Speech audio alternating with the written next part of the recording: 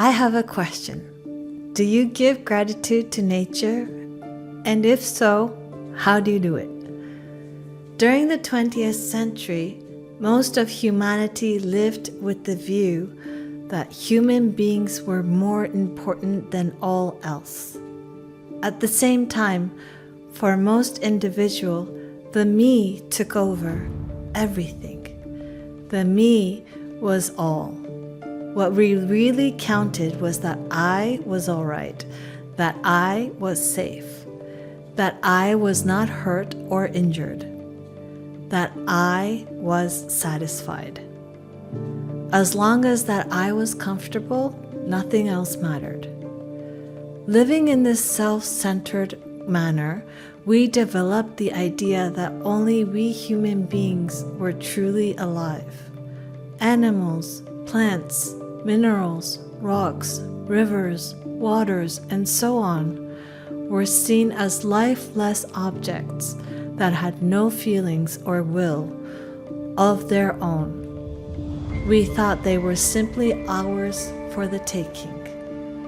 As we look around, we can see effects of this self-centered life. The balance of nature is in jeopardy.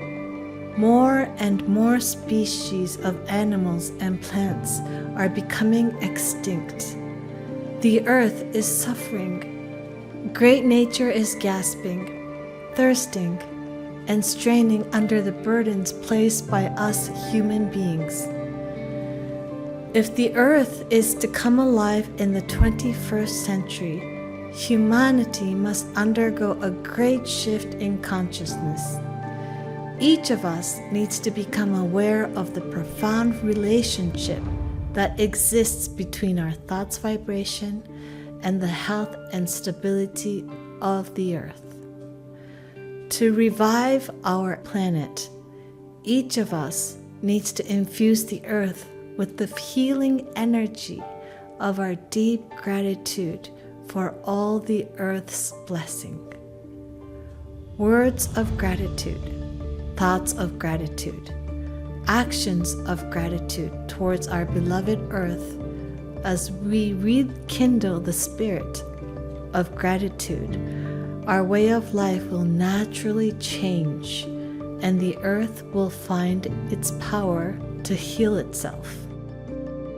As we continue living this way, day by day, our hearts will know that overflowing happiness that comes with feeling of sincere gratitude and the connection between the earth. So if you have your own way of sending gratitude, please do so and connect with nature. If you don't have a specific way, I would love to invite you to join us in reciting these beautiful words, gratitude to nature, in the next video.